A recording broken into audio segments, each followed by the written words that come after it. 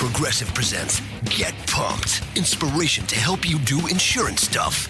Hey, get your head in the game. This ain't no exhibition match. This is for real. You've got a house to insure, and there are no excuses because Progressive's Home Quote Explorer makes it easier than ever to get the coverage you need. Here's some music to get you pumped. Dum chugga chugga chugga meow meow meow. Dum chugga chugga chugga. Feel that confidence? Dum chugga chugga chugga. Did I say stop saving money? No. Dum chugga chugga chugga meow meow meow. Progressive Casualty Insurance Company, affiliates, and other insurers.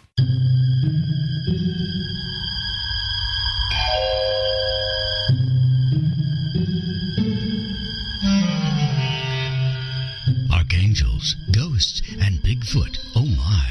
It's just another night for Supernatural Girls. Real stories, real answers to life's biggest supernatural mysteries. And now for another exciting interview with paranormal experts from this world and others. Here's your host, paranormal researcher Patricia Baker, on the one, the only Supernatural Girls.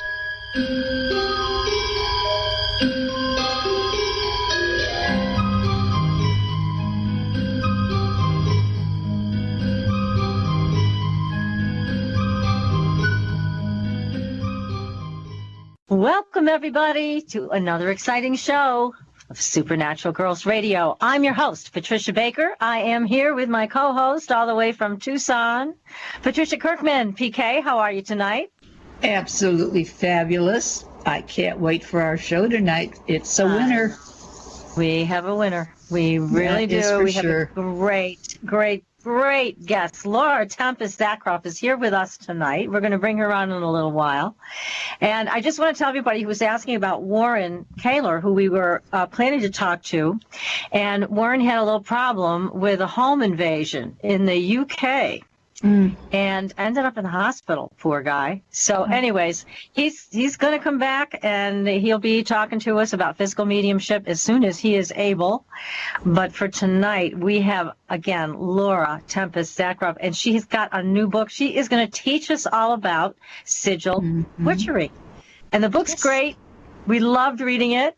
And so we're going to get into the details of this so everybody can learn how to use these sigils to draw things into their lives. And there's so many ways to do it. We're going to have to talk about it. We're just going to have to get into it. But before we do, PK, tell us what's going on numerologically. What do we have to look forward to here? Well, it's kind of like wrapping up more than looking forward, because today's the 9 Universal Day. And every time we deal with the 9, it's getting rid of what doesn't fit anymore. But it's also about creativity, communications, and what we do for other people. And this is fitting in perfectly with what our plans are when we were talking about prayer requests. Yes, that's right. That part I'm turning over to you to talk about, and then we'll kind of pull this back and forth, because as the numbers stand right now, we are in perfect alignment for communications of all forms, and when we're taking a look at it for the best of intentions for everybody else, and it matches very well with the show we have tonight as well. It certainly does, yes. And so what PK and I are planning to do is this. We are going to be offering one show that we're going to start. We're going to probably continue this throughout the year, but it's going to be a prayer-centered show where we take requests ahead of time from people who want prayers said for, it can be yourself, it can be for somebody in your family, a friend, or prayers over a situation. And so all we ask is that you send us an email and just detail what's going on, so we have a bit of a story to share with everybody, and so we know what we're praying for and who we're praying for. And PK, you're going to be handling the spiritual number side of that. And then we're bringing George Lugo into the mix. He's a very famous psychic medium. He's been on our show before, and he's going to add his impressions, his psychic impressions, to what's happening in this person's or the situation, life. How is this going on? Why is it going on? And then I'm going to bring in the spirit team for the situation or these people, and we'll take it from there. We are then going to send these prayers out so these things can resolve, whether it be for healing or a better life or something to settle down that needs to settle down. We'll take care of it from there. And I think the nice part about this is, because if they're kind enough to give us their name or a birthday, we can add additional information to what's going on. It's like today, for the book that we have that Laura has written, I took a look at the title to see how come. So Sigil for Witchery, perfect. The sigil is a 2. The Witcher is a 5. The 2 as the title become a 7, which is the teacher, the student, and spirituality.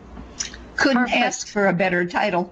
That's right. That's right. It's that's no accident here. No, not at all. It's surprising. We don't think about it, but when we put something together and we take it apart and look at it, wow, how did this happen? But it's perfect. It gives us exactly what we need for everybody else to say, hey, this is on my page and it's for me. Yes. Good job, Laura. Yes, perfect. And so for people who want to send in prayer requests, and again, give us as much detail as you feel comfortable giving us. You can go to Supernatural Girls, that's with Z.com, and on the upper right-hand corner of our homepage, you will see my email address. It's linked. You can just click on it, and I have a little bit of an explanation about the prayer circle that we're going to be doing on the air live. And just click on the link, send us your prayer requests. We will collect them, and then we're going to plan to do the show. We'll let you know ahead of time when that's going to be so that you can also join the prayer circle should you desire to do so. We'd love to have more company because the name of the show is When Two or More Are Gathered. And when 2 or more are gathered, anything is possible. That's true. So, yes. And we aren't going to give their names out, so they don't have to worry about something on that side of it. We're not going to reveal personal details that would identify, but for our benefit to be able to give you the information, you can tell us as much as you feel comfortable doing that, giving us the information we need to construct a prayer that's going to make sense for what you're asking for. So now I also wanted to mention, I hate to bring it up, I'm sorry, but I know it's coming. Tax time. That's right. I knew it. And if you're a property owner, that there's a book out there that you need to have in your hot little hand if you don't already. Are you getting screwed on your property taxes? How to find out and how to fix it. It is written by attorney Patricia Quintillion, and she has all the horror stories in that book. It'll make you laugh. It'll make you cry if it's you. But Patricia Quintillion has created a great book. It's a fabulous resource. It'll tell you the steps you need to take to make sure you're not being even more taken advantage of in this horrible system. But she'll help you all the way through it. She'll hold your hand throughout this book. It's very well done. And you can find that on our website. You can just click on it. It'll take you to Amazon. Are you getting screwed on your property taxes? How to find out and how to fix it. Now, in Massachusetts, you only have until the end of January to file for your abatement. If you don't do it by then, you're done. You're stuck paying whatever taxes they've affixed to your property. So you're running out of time if this is something that you want to take a look at. But it'll teach you how to read your property record card, what is a property record card, and then the whole system, how it's stacked against you. But with Patricia Quintillion's help, you can beat it. You can make it more fair for you. So take a look at that book if you're a property owner. And then we also have the famous Opus Mago Kabbalisticum, which is an ancient German book. It is fabulous. As I mentioned before, it was found in a Harry Potter type library in a secret location. Lon Duquette told us that he saw that book there. He was amazed that there it was. We had it translated, and it is available now. You can also get that on Amazon. You can click on it on the Supernatural Girls website. And be sure to also go to our Facebook page, like us, follow us, because we've got great supernatural stories there. So take a look at that. In the next couple of weeks, we have another thing. We're debuting supernatural bedtime stories on our YouTube channel. So if you would like to have me read you a bedtime story from the supernatural, I will be doing that. And you will be able to find it on our YouTube channel along with all of our shows. So some nice enhancements coming up from Supernatural Girls. And don't miss out. Sign up for the Fringe Files, our newsletter, and be sure to visit our Facebook page often so you can keep up with what we're doing, because it's all great stuff. Of course it is. It is. It is. It's all great. So anyhow, tonight, though, we love this book, and because we love the concept of being able to draw something, and as you're drawing something, you are drawing something in. So it's something that really counts. It's something that really matters. So let me tell you a little bit about Laura, everybody. She's a professional artist, an author, a dancer, a designer, and a witch. And she holds a Bachelor's of Fine Arts from the Rhode Island School of Design. And her artwork has received awards and honors worldwide. Yes, and we've seen her art. It's incredible. Laura has been a practicing modern traditional witch for over 2 decades and revels in the intersection of her various paths with witchcraft. And she's here with us tonight. We're so lucky to have her. So, Laura, welcome to the show. Thank you. Thank you for having me back. Yes. Thrilled. We love having you here. You have so much to share with us about. Now, I always want to say sigil, but that's not how you say it. It's sigil, right? Sigil. Yes, sigil is correct. And there is that little part in the book, because a lot of people don't know how to pronounce it. And when I was writing, I asked folks, like, do you know how to pronounce sigil? And there was a whole array of different responses. So sigil is the most common. So sigil is the correct way to say it. So tell us again more about this. What is a sigil? How did you work with sigils? It's a part of your practice. So tell us all about what you've come to learn about these magical symbols. Well, a sigil is any mark that you can carve, draw, paint, that has magical power to it. That's a symbol that you create or has been created that holds power. And for me personally, that has been an array of designs that I have incorporated into my artwork over the years. There are many different ways of crafting sigils. Mine is a very intuitive process. It's a very right brain type of process. That means if you spend to think creatively and in pictures, it's going to be very easy for you to pick it up, even if you're not very good at drawing. And so what happened is over the years, as people were looking at my artwork and I was explaining, I teach a class called Visual Alchemy, which is on the intersection of art and magic. And you're like, well, how do you craft these sigils? And, if you're not using the chaos magic or the ceremonial magic approach to sigils. And I'm like, I have to think about that, because it's always been such an innate process when I'm creating art. It's a sense of balance and what kind of energy do I want to bring into it.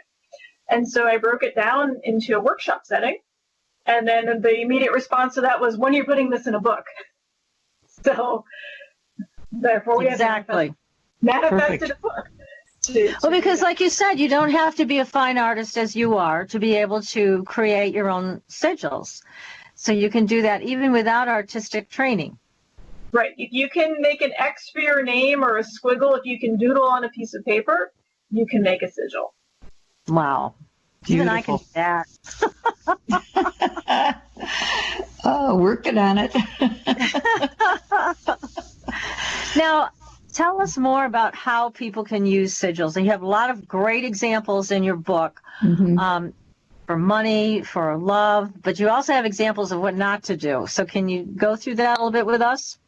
Sure. So a sigil is essentially a condensed spell. So anything that you might cast a spell for or even create a prayer, just latching onto what you guys were just talking about, you can make a sigil for. It can be a personal thing in the sense that you're trying to create change in your own life, whether that is love, prosperity, mental or spiritual, emotional healing. It can be for protecting your body as well as your personal space, such as an office space. If you have problems with coworkers that keep coming into your space or stealing your office chair, you can create a sigil for that.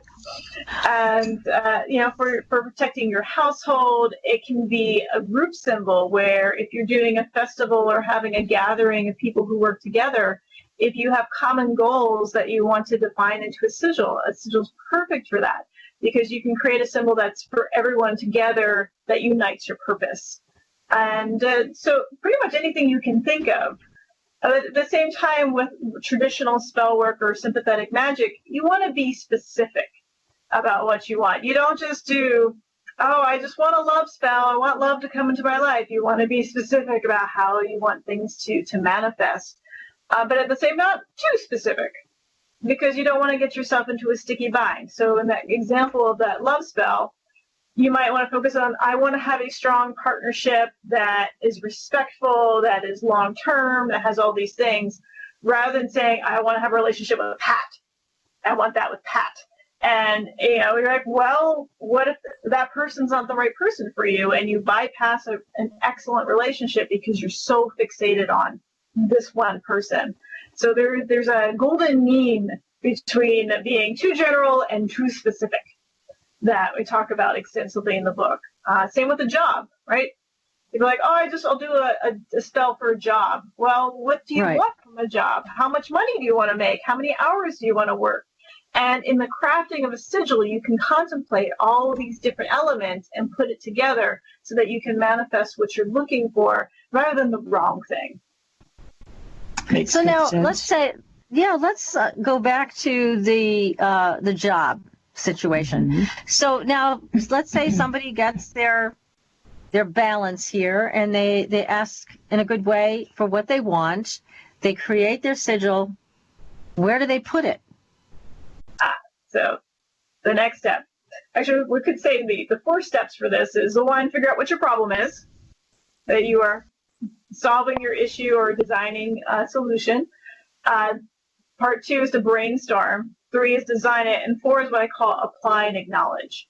So if it's for a job, let's say you're going to go for an interview, that is something that maybe you can take an essential oil and draw it on your skin, like in an invisible spot, especially with something like rosemary, which stimulates memory and mental activities, right? Or some other thing that makes you feel powerful and eloquent at the same time. You could have a tie that you stitch it into or draw it on the back in a Sharpie, that no one else can see. You can stitch it or draw it in your underwear or your socks if you want to do it that way. It can be on a Post-it note that you can stick into your wallet, right? There are so many different things. You can now actually have your morning sandwich, or your after, you can make it in mustard. You're like, this is my power sandwich for the day, and I'm gonna absorb that. There are so many different ways you can do it. It's a matter of what you feel comfortable with, and it doesn't, as you can see, it doesn't require anything fancy. You don't need to have very expensive materials. If all you have is a ballpoint pen that you acquired from the bank and or the doctor's office, you check at my desk. Yes, there, give it in your home, and a Post-it note, or a scrap of paper. That's all you need, and it can happen at the time you need it to happen, instead of being like, well, what's the moon doing, and is it the right hour, and all these different things. Like, the time of need is the most important thing, rather than all the fancy accoutrements. They're nice. They're wonderful. Mm-hmm. They can add another layer to your practice. But even if you're like, I don't know what those things are, you don't need to know. You just need to know what is it that you want to manifest. I love that, because I always get confused when there's too many steps and, having to look up lunar pattern. Mm-hmm. I just, it's too much. So this is a much simpler way. Go ahead, PK. I was going to say, duration and time. Everybody wants quick fix, instantaneous gratification. So they put the sigil together and put it out there. Do they have a time frame that they can feel that this will manifest during a certain period of time? Or it's one of these things that can be a long, drawn-out process that they have to work with and be open to? Well, you can design it to have a specific time period. So if you're saying, okay, that's good. You can say, all right, 4 weeks, and then you can incorporate 4 or 28 days, whatever the mathematical aspect of it, into your sigil. If it's a big, there's some goals that are immediate goals. Right. And there's I would like to, in my 5-year plan, because I have college or special training that I need to go through, what can help me accomplish the job that I want? And so that might be a long-term sigil that requires study, financial aid, dedication, and whatever, opening the avenues to that specific job that you're hopefully envisioning at the end of the line. What if you do a sigil on behalf of somebody else that they don't know how to get involved or are a little fearful of? Can you do a sigil on their behalf and put it out to the universe that the sigil do certain things for this individual? Yes, if they if they have the belief in it, if they are willing to do the next steps, I create sigils for other people. I do custom designs.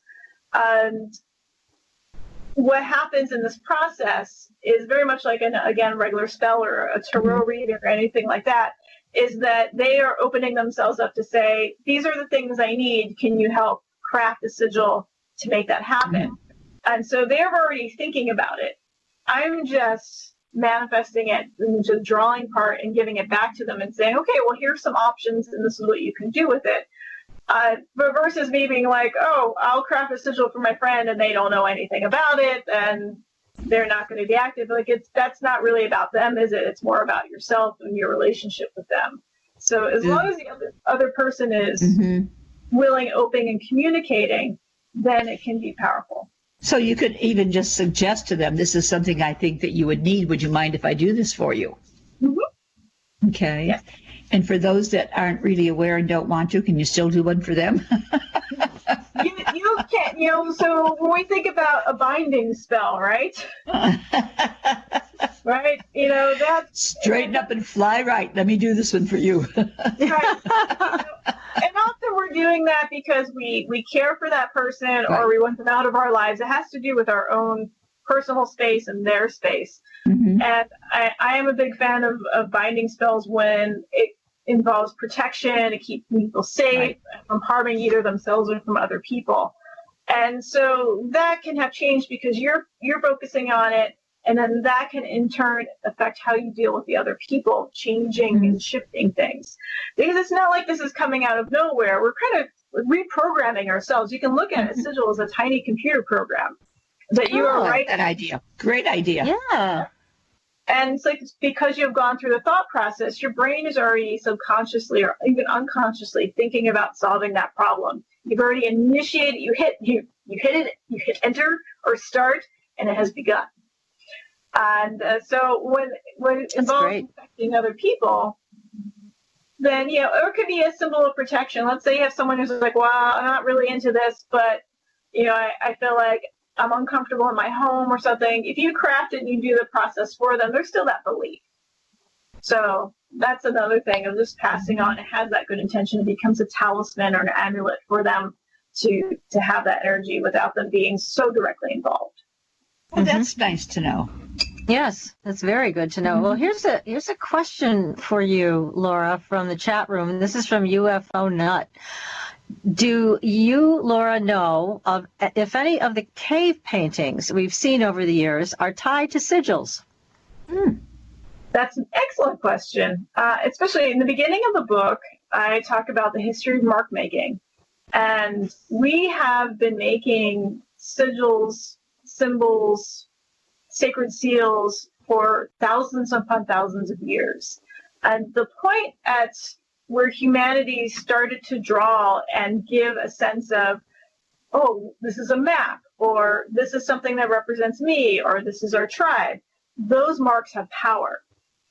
And when you go and look at the cave paintings, now most of anthropology, particularly in the 19th and early 20th century, was very much, hobbyist white dudes being like, look at these horses and these, buffalo, and this is what they mean, and it's hunting magic. And, oh, those little circles over there, they don't mean anything. And in more recent years, and I talk about one particular researcher who has gone in and said, what about these little lines? Where are they all showing up and repeating again and again? And those marks most likely had meaning to those people. We're probably never going to know exactly what they meant, but they still had meaning. And if we think about how quickly society changes, for example, the pound sign, right, our little hashtag, right? Yes. Think about that on the old rotary phone, that had one meaning, whether it was a pound sign or a sharp sign for music. And now in social media, it's a hashtag, and it has totally different meaning to it. So constantly symbols are changing and evolving over time. And so that doesn't mean that they lose meaning. It means that they still contain it. It's just our cultural little points of reference are constantly shifting.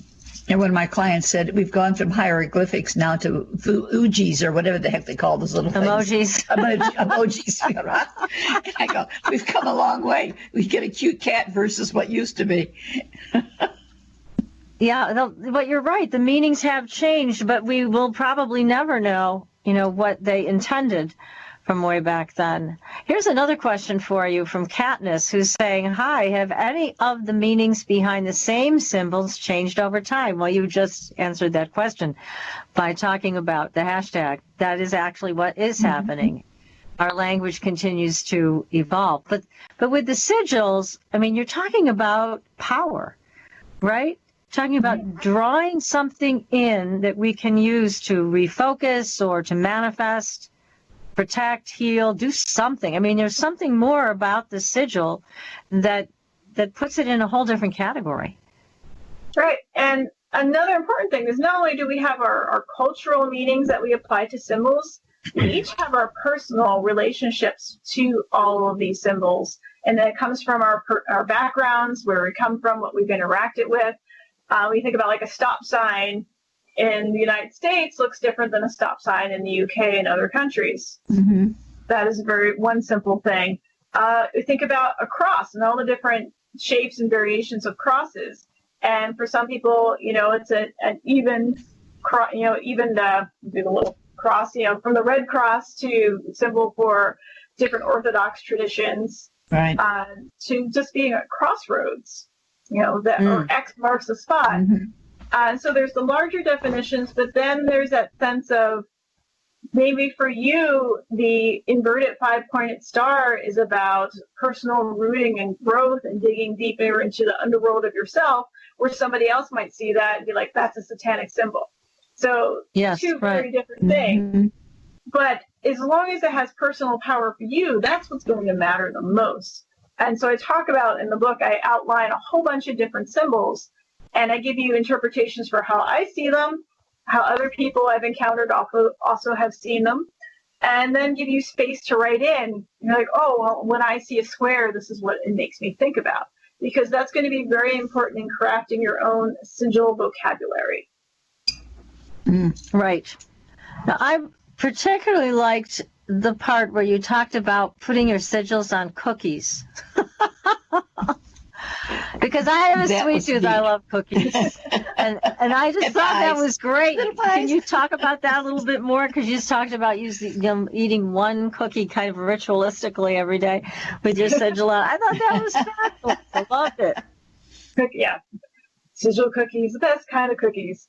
It goes back to spending many hours with my mother, who is a fantastic baker, and getting all the Christmas cookies together and icing and doing those things. So if you're going to create a sigil that you're going to eat, right? First of all, what is it that you do or do it that you want to internalize? Because obviously you do not want to eat a binding sigil. Unless it has to do with your... No binding sigil. Good point. Yeah, you're like, well, maybe that should be cheese, and that's a different kind of digestive process. But the idea, let's say you were looking for emotional peace, of self-esteem, of something that you really want to acknowledge and bring into your life, when you physically eat that, you're making it part of yourself because those particles come together. And you think about the rite of transubstantiation in the Catholic Church, that's this process that it becomes something else. That bread and wine can become blood, body and blood. And that is not a new concept. That's even 2,000 years old. That is a concept that we have had from the first part of what do the gods eat, and ambrosia and special wine and different things like that. We have this relationship with food and drink that we recognize that it becomes part of us. And so when we bless it and when we inscribe or ice a sigil or make it out of powdered sugar or mustard or whatever, you savor, sweet, whatever, you have your magical crepes. That you're putting that intent into it, and hopefully whatever else that you're making that with, you're also embodying those things. So if you're doing a sweet cookie, maybe it's about improving your mood so that you feel happy and grounded, especially when you're in the dark of winter, when you want to feel a little bit more positive and you're dealing with seasonal affective disorder. If you are doing something, let's say like cheese, that's protein, right? And so what are the building blocks? What are you trying to build up in yourself? You can look at it that way. So it has so many different layers of sympathetic magic of like, how are you affecting yourself? And again, this is a really simple thing that anybody can do. You know, bake your cookies, put your symbol on it with a little icing, and then every day you're having a small ritual with your tea and your cookie. I just thought that was great. Absolutely love it. Well, we're going to take a very short commercial break, and we'll be back to talk more about how to construct your own sigils and how to get what you want in your life in a very simple way, but powerful. Simple, but powerful. So we are going to be right back. Again, you're listening to Supernatural Girls Radio. We'll see you soon. Welcome back, everyone, to Supernatural Girls Radio. I'm your host, Patricia Baker. I am here with my co-host, PK, all the way from Tucson. And by the way, if you want a numerology reading with PK, you can go to patriciakirkman.com. And you can book a reading with her there. Find out what's coming up for you in the year 2018. She'll tell you all about it, where the highs are, where the lows might be. So. Yes, and we also need to get in touch with you because dreams are very, very important. They are. I'm doing dream work with people as well as helping them get in touch with their own spirit team, which is, again, work beyond just the guardian angel thing. We're going way beyond that to find out all about who the spirit team is. And then you also have the opportunity to invite people onto your spirit team. So a whole different way of working with the other side of the veil. So be sure to contact me if you're interested. Again, you can find me on the website, supernaturalgirls.com. And you can find Patricia Kirkman there as well. So be sure to check it out there. So we are speaking tonight with Laura Tempest Zakroff with her new book, SIGIL Witchery.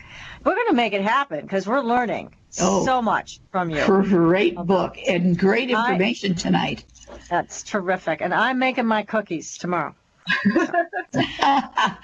Well, I'll put it this way. I may have to write up and buy them, but I'm going to get one of those little decorator things that you can squeeze all over the top. There you go. Doesn't say you have to bake them. It just says you have to put your sigil on top. That's right. You don't have to bake them. That's right.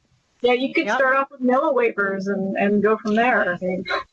Great idea. In fact, I was whether thinking ginger snap or vanilla wafer. Vanilla wafer sounds better than a ginger snap. Usually the surface is a little easier to draw. We've got another question for you from the chat room. This is from Ralph, who's asking, is this type of drawing tied to any secret societies like Masons and Templars? Progressive presents Get Pumped. Inspiration to help you do insurance stuff. Hey, are you just gonna stand there and let people not give you credit for being a good driver? You deserve discounts on car insurance, and that's what Snapshot from Progressive is for. So why aren't you signing up? You need music to get pumped? Hit it! Drum solo! Ow, that hurts my fingers. Progressive Casualty Insurance Company and Affiliates. Snapshot not available in California, North Carolina, or from all agents.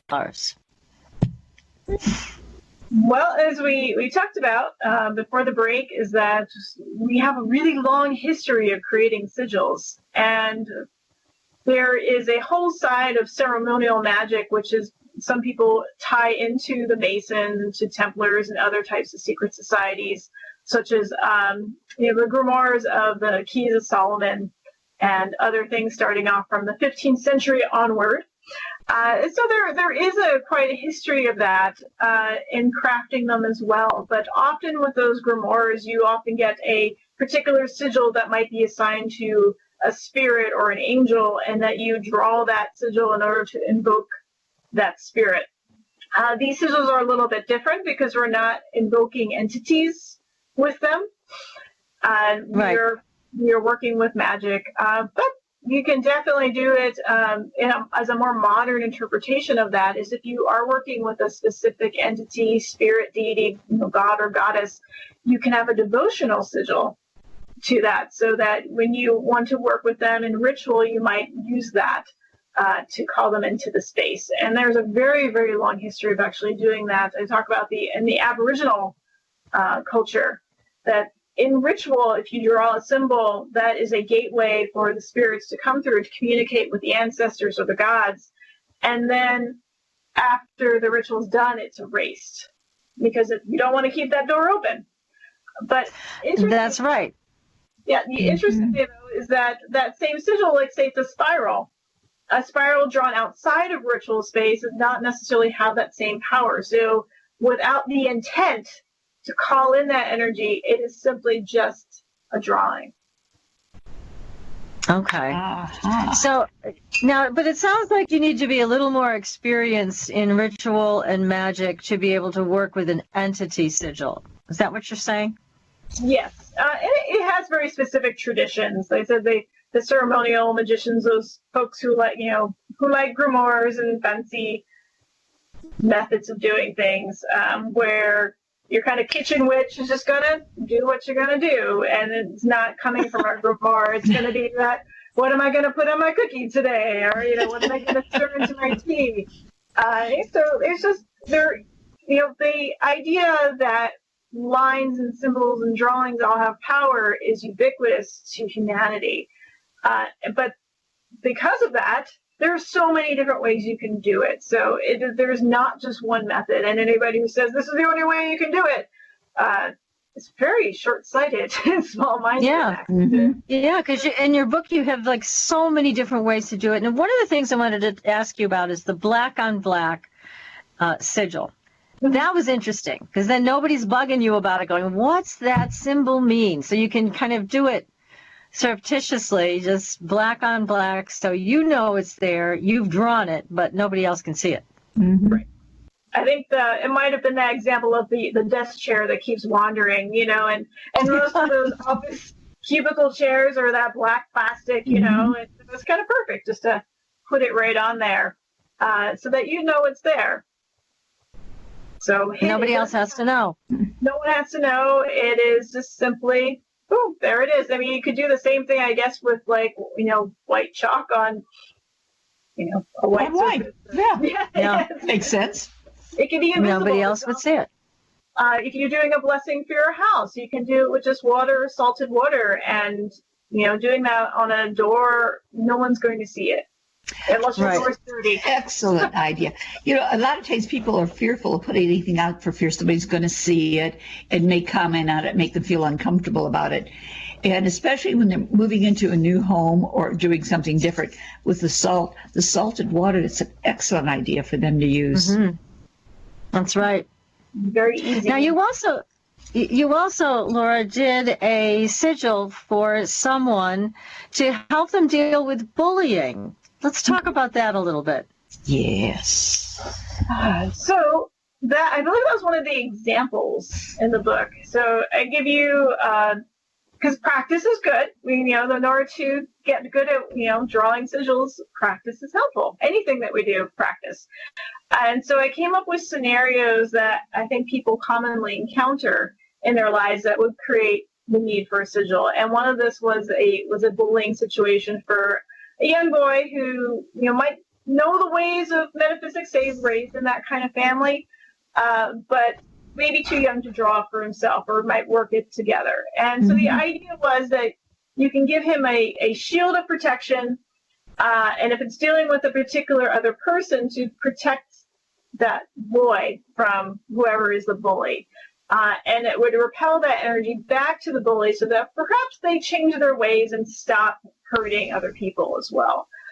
So it has all these layers to it. But it's something that he could put on his book bag or on his notebook or inside of something that you just carry around. And the design that it came up with was almost like a kind of a Superman type of shield. So it doesn't look very esoteric or strange. It looks like something that a child would probably doodle. Have on their stuff. It looks like it could be from a comic book. And that's, magic right there out in the open that isn't going to draw anyone's attention. But he knows. Yes. Many times people put their initials on so many different things. They doodle their initials, etc. If they put an intent with that, could that be used as a sigil? Yes. It can be. A sigil can be used to mark property. I talk about doing logo So you can use it in your business. And that's actually another one of the examples of, okay, well, how would you craft a sigil? What is your business plan? So you think about your business plan. What is the name of the business? What do you want to accomplish? And then you craft a sigil that helps you accomplish that while it's also being your logo. And really, when you think about that, logo is about branding, right? It's about creating an energy that the world is going to see, something that they react to. And so that's why, those little icons are so important, why PayPal got upset with Pandora or whoever it was because their blue pea looked like their blue pea. You didn't want, there's a lawsuit over that because you want to be identified, you want to be unique, and you want to be able for people to pick out what you're doing. And that idea of branding something goes back again to our ancient ancestors that said, well, this is our tribe. And so our tribe is marked by these squiggly lines that go this way, while your tribe is 2 circles that does that. And so we know whose stuff is what, or what land is belonging to these people, or when we're here. So it goes back so many thousands of years. Yes, it certainly does. And I think that's also, is that something that lends itself to the power of the sigil, is that there's such a long history of it, so that we've kind of got that somewhere locked into our brains as a part of our own evolution. I think that's part of the power of it. Yes. Makes sense. When we think about that, it's beyond just us existing. It's the idea that we could have ownership, or that we have a connection to other people, or our, the items that we create, our artwork, the things that we love, our household. That is that other thing that's a little bit different than perhaps many other creatures, is that we have that awareness of time and space and memory. And that's the amazing thing about our brains, is that we can think about these things in that concept, even if we're not going, so I draw my initials on that, therefore I own it. That's really what's happening subconsciously, even if we're not thinking about it. Exactly. Well, here's another question for you from the chat room. This is from Catalina, who's asking, is this considered white magic or black magic? All right. Well, I believe I do cover this one in the book too. So magic does not have a color. To the idea that black and white is very much entrenched in unfortunate cultural baggage, that white is good stuff and black is dark or bad stuff. And if we think about that in current racial issues that are going on right now, we really want to ditch that out the window. It really doesn't, it's not part of magic. It's not what we want to be as people. We don't want to identify that way. And magic itself is energy. And do you say that this hydrogen is good and this oxygen is bad? These are little subatomic particles that are going on. These are elements. They don't have an intention to them. They don't have a focus. And what is good and bad is a matter of perspective. So when we're talking about that binding spell, right? If we're trying to protect somebody else, some people are like, oh, well, you're cutting off somebody's free will. It's like, well, what's better? You cut off this potential harm, or you let someone get harmed. Right. And sometimes not doing something, I find, is more harmful than doing the thing. The same thing with the job. When you're getting a job or wanting to attract a job, maybe somebody loses a job. Sure, you get your prosperity, but in order for that opening to happen, something has to change. It's not always a negative or positive thing, but every action we do has multiple reactions. And so it comes down to, I like to say, is the jerk factor. Are you being a jerk? No? Okay, then you possible, maybe. Right. And sometimes we know that the road to hell is paved with good intentions. Really taking it down to, looking at, is this something that is good for myself? Is this good for people around me? And am I doing this purposely to hurt someone or something? And if you, tick those little boxes and you're hurting other people as well as yourself, then it's probably not effective or beneficial magic. But black and white is not a thing. Yeah, good. So, and again, it's like you don't want to impinge on somebody else's life. You want to create a better life for yourself. So that's kind of the focus that you would recommend. Wouldn't that be the way to go? Yes. Yeah. think everything that we do. Think about politics right now. There's a whole lot of people implementing harm and other people trying to implement good. It's definitely not black or white magic. It's just Nope. Yeah.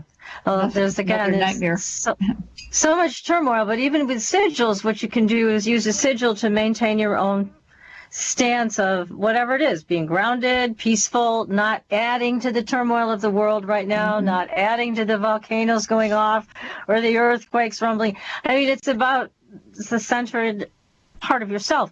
And sigils can help you with that, right? Sigils can help you with your own meditative abilities and finding peace within yourself, because that's where it has to go anyways, right?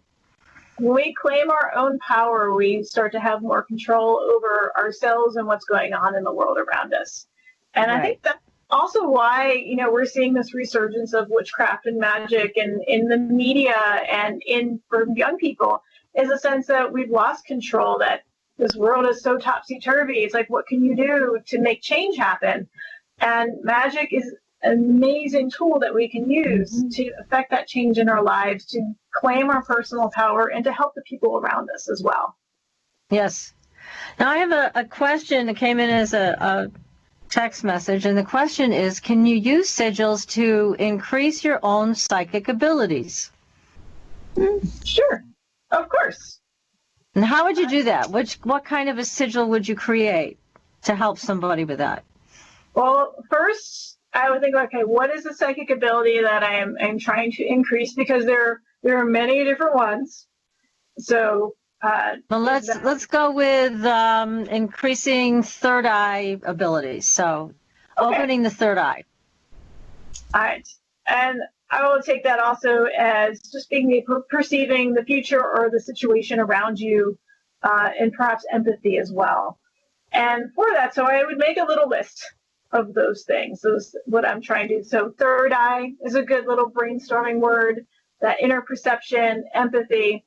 And then I would connect the symbolism to those things. So most often when you think about third eye and you think about psychic things, we think about an eye, and that is also a gateway. It's the mirror to the soul. So I might start off with a symbol of an eye, and then spiral energy, because a spiral is about tapping into the root and going in or out from where you're going at, as well as arrow energy if I'm reaching out to someone, whether it's to the future. If you're trying to particularly predict or get a better sense of the future, you might create some arrows that point towards the future. That would be a fun one to do. And what about healing? How do you use sigils for healing for yourself or for other people? I know you talked about an interesting concept, which I've heard of before, with the spoon for chronically ill people. Yes. Tell us a little bit about the spoons. So for people who have different kinds of diseases or disorders that are not visible, so fibromyalgia and different types of emotional things where anxiety overrides their daily activities. There's the concept of how many spoons you have, like how many can you have to handle what's going on in the world in a given day. And so the common phrase was, I'm out of spoons. Usually the joke after that is, all I have is forks and knives. But for those people, you might want to actually start with a spoon as the base of your symbol, that you want to be able to tap into something. So that is one kind of healing, to give you that energy. Other kinds of healing depend on what is the factor, what is the disease. Is someone dealing with cancer? Are they dealing with a long-term diagnosis of dealing with, say, diabetes? And so that they need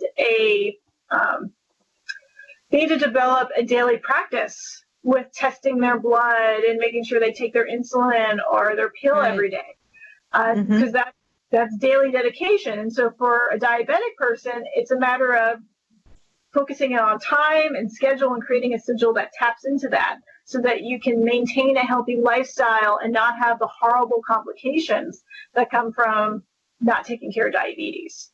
So focusing on the illness, how it can be taken care of, and then you craft a sigil that incorporate those elements.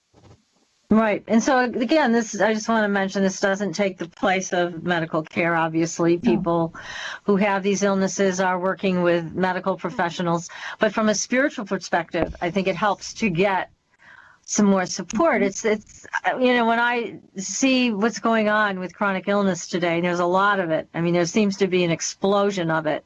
There's not a lot of support that comes in from the spirit side. So this could be very supportive spiritually to people who are undergoing this type of challenge in their lives. So it's a nice thing to be able to turn to and use. Now, here's another question from the chat room. This is from Grog, who's asking, would I need protection to learn this on my own, like a protection spell? So, meaning that I need a protective environment to do it? Yeah, it sounds like he's a little concerned that it might be not detrimental safe to himself. Yeah. Right. So he doesn't feel particularly safe, it sounds like. So does he need a protection spell to be able to pursue this? That's an interesting way of looking at it. I would suppose if you already have that sense of unease, then doing a little ritual like casting a circle when you sit down and do this space, and I talk about this in the book. So a very simple way to imagine protection around yourself, or a sphere of elements that protect you while you craft that sigil, and then disperse it once you're done. You can definitely do that. It's that kind of mentality of, if you're like, oh, well, I'm cursed. As soon as you pull into that, your brain is already thinking about doing it. So if you feel like you need protection, then it might help your brain out to say, I've done what I needed to do, and then you've tricked it to going into the next step that you need. Because our brains, they are computers, again. They can do pesky things. That's for sure. That's right, and we start to create what we're afraid of. So, maybe he needs something like that, a little extra support to feel safe and moving ahead. But basically, creating sigils for yourself and helping your own life move forward in a positive way, it sounds to me like it's a very simple process of self-support with spirit. Yes. And, if you need a special environment, like some people like to be able to sit down and say, okay, I'm going to do a meditation first, and then I'm going to craft this sigil. And, I have my studio is my sacred space. So when I create something in my sacred space, I've walked into my studio. This is my space. This is where I'm going to work. And so it is instantly special and protected. But, if I'm on the go, I'm also going to do things and go, all right, this is my personal little space that I'm breaking into. So there are many different ways, depending on your personal practice of what you'd like to incorporate. So some people it's the kitchen. So sitting down and making those cookies, you don't necessarily have to cast a circle. If you feel like, here I am with my box of Dilla wafers and my icing, Right. You're not calling anything in. And that's the important thing, is, as we mentioned back with like the Freemasons and Templars and the ceremonial magic, you're not calling anything in that isn't already there. You're calling on yourself. Exactly. A very good point, very important point to all of this, is that's what you're calling on. Is this something, excuse me, Patricia, go ahead. Go ahead. No, go ahead. I was going to say, is this something that you could train youngsters to use? Because at this stage, children are so wise beyond their years in some respects, but they're still children, and are watching as they've got between the computers and the phones in their hand. And I'm talking about 7-8-year-olds and such as this, to get them to possibly learn how to do something that they could feel is giving them a benefit in some way without it posing an introduction, shall we say, to what they could manifest in this lifetime. It's a wonderful thing for children, especially in that range, in that time. They are often in that place where no one has told them that they can't draw. And this is something I talk about in the book, is that, all of us, we start in kindergarten, first grade, and drawing and doing the things. And then it's not until someone says, oh, your drawing sucks, that we stop drawing. Yeah, that's right. Isn't that the truth? Exactly. And we could have been a Picasso if they had shut their mouth. Oh, Right. gosh, you're right. Well, look, we're going to take another very short break, everybody, and we're going to come back and talk some more with Laura Tempest Zakroff. If you have a question, you can ask it in the chat room at irnchat.com, irnchat.com. And we've got a lot more to talk about because the sigil landscape is a big one. So again, if you have any other questions, just send them over to us from the chat room. We will ask Laura on your behalf. So stay tuned, everybody. You are listening to Supernatural Girls Radio, and we will be right back. Welcome back, everyone, to Supernatural Girls Radio. I'm your host, Patricia Baker, here with my co-host, PK, and our amazing guest tonight, who's so much fun to have on the show, Definitely. Laura Tempest Zakroff. Yes, with her new book. The book is Sigil Witchery. It is a fun book to read. Again, I'm making my cookies tomorrow. I'm not kidding you. I am making my cookies, putting my sigils on them. It just brings my eating cookies to a whole other level. So I wanted to ask you, Laura, do you have some personal stories that you can share with people you know that have used sigils successfully in their lives? Yes, I've crafted many sigils for other people as well as helped them design them for themselves. One of my favorites is a sigil spell painting that I did for a friend who was having years of issues with infertility. And so she wanted something that would be, all right, either this is going to happen through my own body or we're able to adopt a child or come to resolution is what she wanted. And so I thought about that, and in August I created the image for her. In December she told me she was 16 weeks pregnant. Wow, that's exciting. And this was the previous year, so now she has a healthy, happy, wonderful little boy. Oh, wonderful. You know, that's great. one of the things where you're just like, you put this out into the world and you have someone focus on it. And they tried for years, you know, all the scientific methods and everything possible, and now she has a wonderful child. So that is great news. That gives me goosebumps every time. Oh, yeah, that's a fabulous story. What if a person is harassing another person, constantly creating, shall we say, hate and discontent in their world? Is there a way of doing the sigil for them to use to keep this other person at bay? Yes. I would, in that situation, be kind of a protection / binding type of sigil. So I would say, here's this person. What do I want to block from them? So you wouldn't want to totally cut things off. You want to say, what can they do to change their habits? Right? But I can see, in my mind, I'm seeing like a crescent, you know, where the crescent protects the person. So you have a symbol for yourself. And just put that together. And if it's someone at work that you know, therefore you put it in your workspace. If you're going to encounter them, you can put it that way, or it can be something that you put on your altar if you don't know when you're going to run into them, so that you feel protected, but you also are shielded from those energies. Right. And you never want to bring harm to anybody with any of this. No, definitely not. You just want to stop the bad behavior coming at you. Yeah, exactly. What is for their greater good as well, right? Hopefully, so that it can be resolved. Yeah, there's someone that has a couple of children, and the father has been anything but nice to the whole family. So the mother has left with the children for safety, and she prefers to keep the distance between the father. She doesn't want to take him out of their lives totally, but now he can see them with someone to sit in with him. Supervision. Yeah, supervision. Thank you. And so it was some type of a sigil for them to use to keep in a more comfortable situation for the meeting, so that the children don't be devastated. Because they don't stop and think of the devastation to others of putting this wall up in a way of keeping them out of harm's way. Right.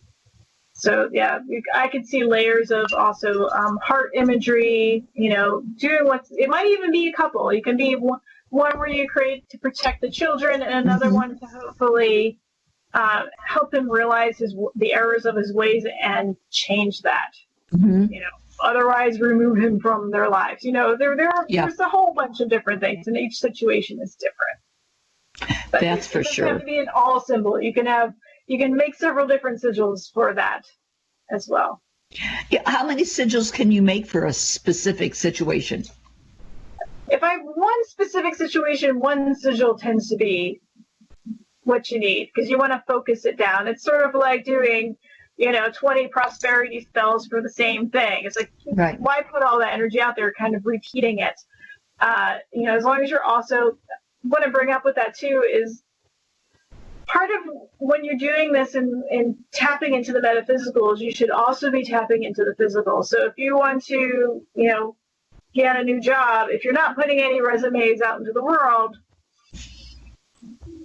you're not really following through with that, right? I'm so glad you're talking about this, because it's not just about sending it out as a spiritual message and attracting energy back. It's also taking the steps necessary in the physical world to make things happen. Right. Doing the work, as we like to say. Well, yeah, on every level. It's just, you can't just walk away from it. Here's a question from Stormtrooper. Can you mess this stuff up when trying?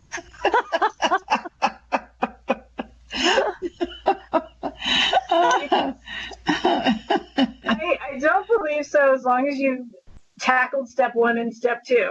So if you have thought about what you need to do and you have brainstormed it, whatever design you come up with, there's really no wrong sigil.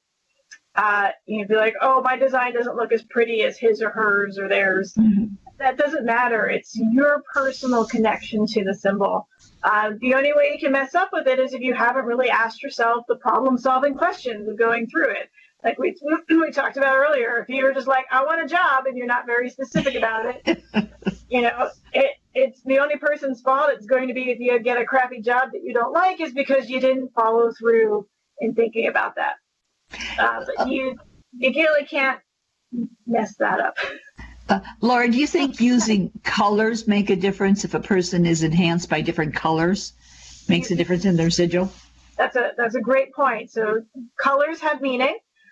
What those personal meanings are, though, really reflect on you. So if you hate the color blue for some reason, then I would probably say don't make your sigil in blue. Even if it, I might see it as cleansing and for purification. But if you feel like green is a color of healing and purification, then you can use green. So that can come down to paint. It can, people love coloring books. I've actually done several coloring books as well. So when you use different colors, they have different properties. But the same thing, red could be love, but red could be anger. So what you associate it with it first is going to be the most important. Yeah, and red people think of as a power color. And some of the things I was just reading, also the fact that red is one of the things that they put in restaurants because people eat more.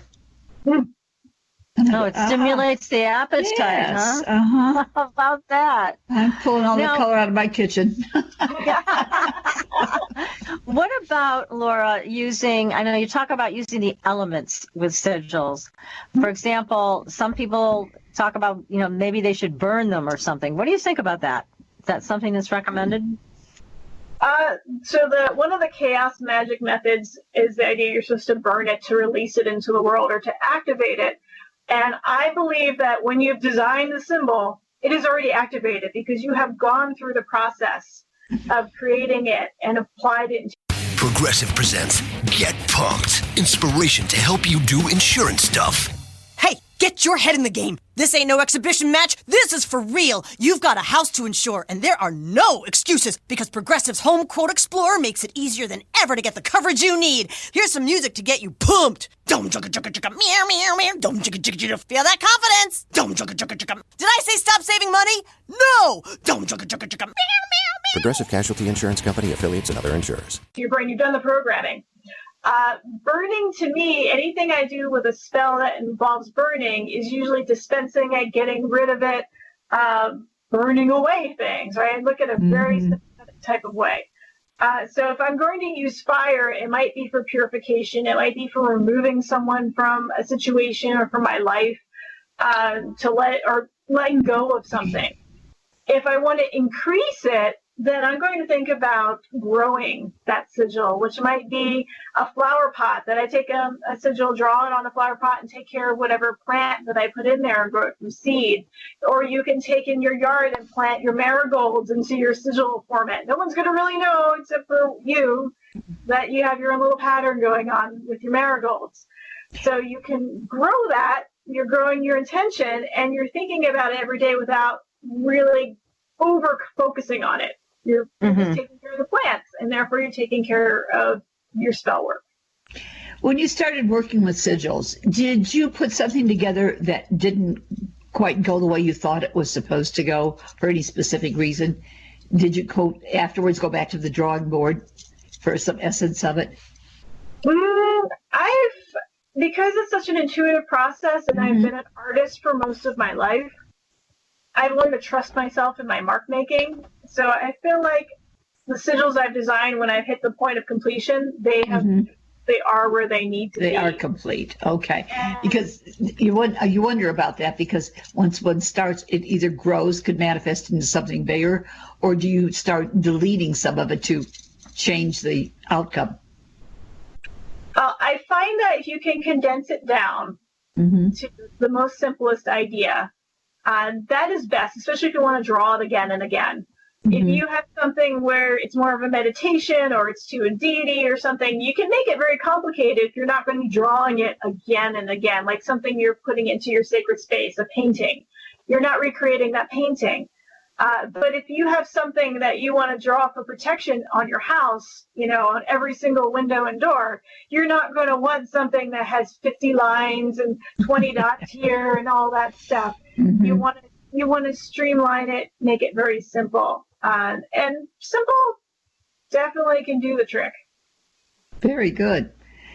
Sometimes we overload. It's like we need the plain little black dress. We don't have to put too much jewelry on it. That's right.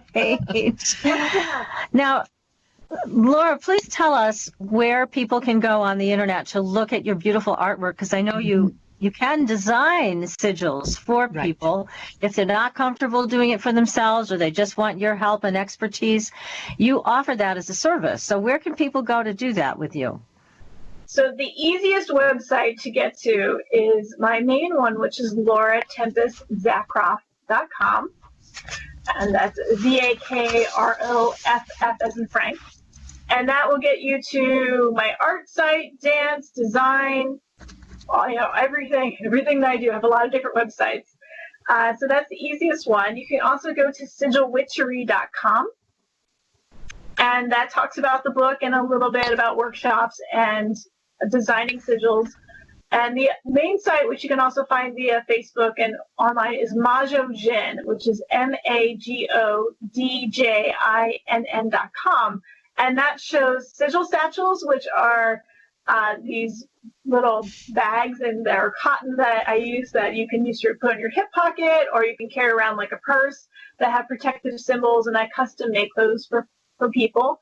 They're as well beautiful. Thank you. Talismans and various different things. So you can see a variety of that. And then just the artwork itself is at Alchemy, which is OWLKEYME.com. So I have weird names for things, so that's why the one with just my name tends to be the easiest one to find and go get it. That's right. Well, your artwork is absolutely gorgeous, stunning things. But, what I'm thinking of is people who are starting out with this, they may not feel comfortable. They may want your help. So how much do you charge? Like if somebody wanted you to design a sigil for them, they have a specific issue in mind. So they would contact you via email, and then what happens from there? I ask what you want to focus on, and usually it's about starting at like $75, and you get a high definition graphic that you can use for anything. I also do it via my Patreon, which is Alchemy, again, the OWLKEYME. And that, if you start at the $5 support level, you can put in a custom request for a sigil. And just a few words or focus or a paragraph, tell me about what you want to accomplish, and then I create the symbol and send it to you, which is pretty simple. And that's great. That is. And then you also have the bags available for sale, right? And do you have jewelry available for sale too with sigils?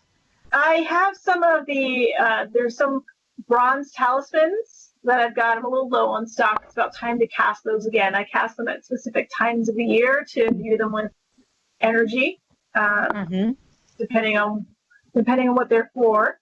So there is that as well. But the sigil satchels are hand painted. Each one's hand painted so that you can wear them, wash them, do all the things you need with them. Just beautiful work. I mean, you are such a talented artist, and to be able to put the power of the sigils and that intent into each piece, that's an amazing gift that you have. I would encourage everybody to go look at Laura's work. I mean, as an artist, she's truly incredible, and I do highly recommend that people contact you if they want some help creating a sigil for a specific purpose in their lives. Now, here's a question from Samuel Thompson. He wants to know, do you do Skype training? So training over Skype for things like this? I do workshops in person right now, and so I do travel all over the United States teaching workshops. You can keep an eye on SIGILWitchery.com for that. I also do demonstrations on my Patreon. We just did one for 2018. We crafted the sigil for that, so I explain from the words right down to the process.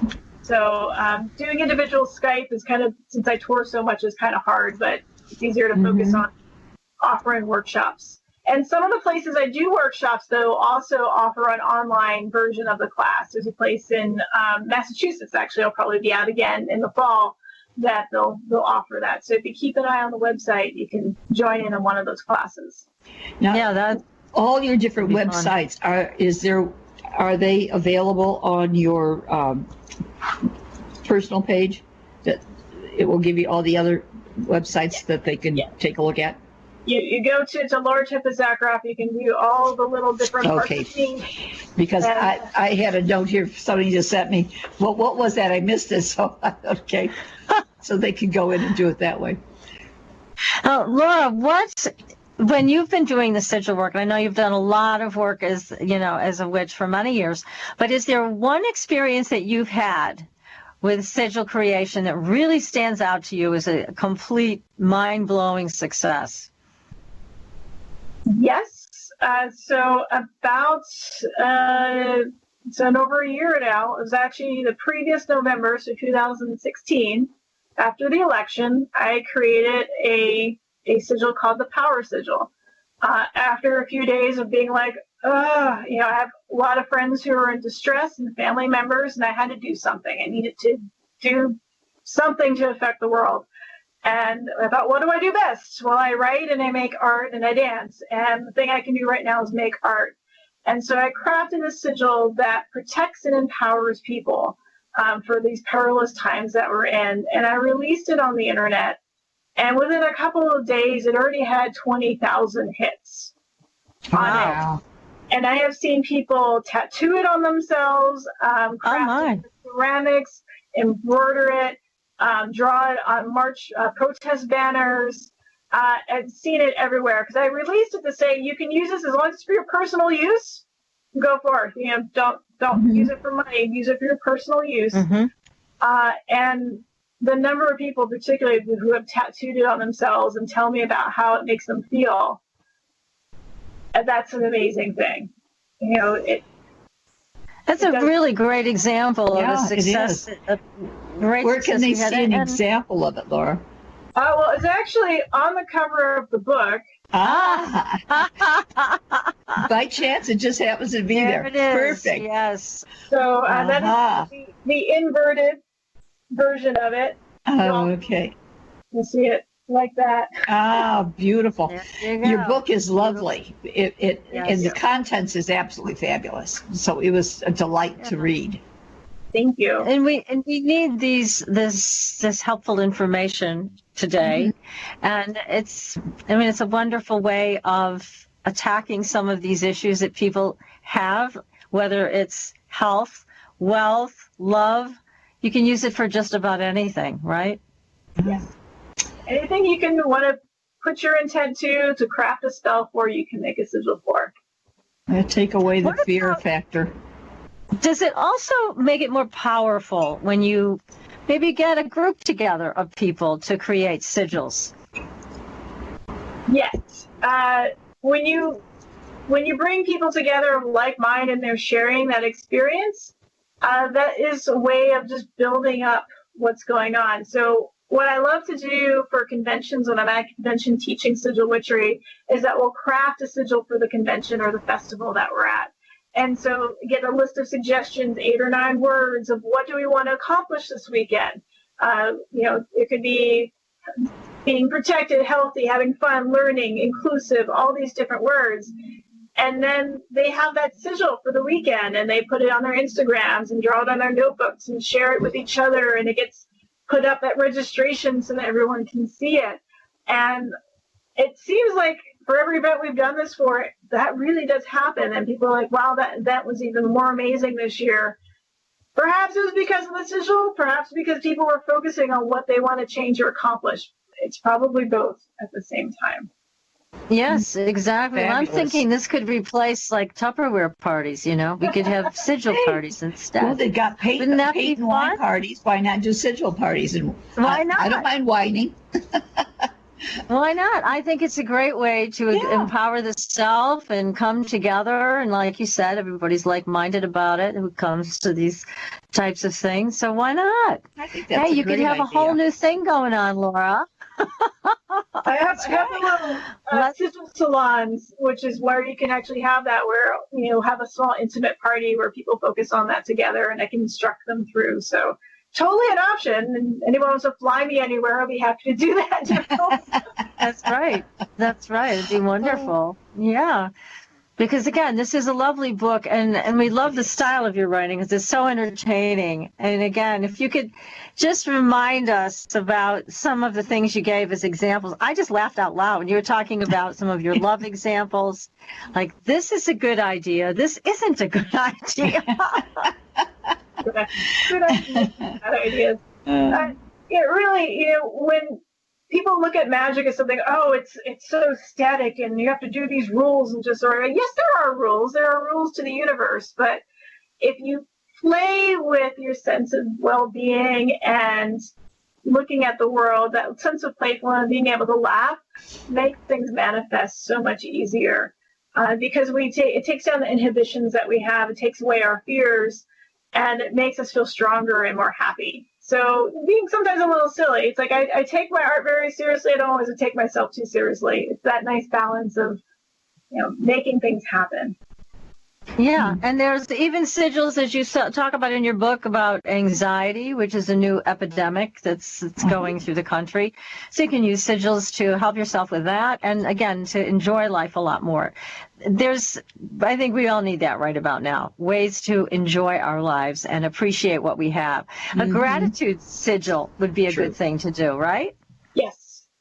And you can work that in with an evening meditation. I find that a gratitude meditation at night, so that you go through your day and you think about what you've accomplished and what you want to accomplish. So you can use that sigil to meditate upon that.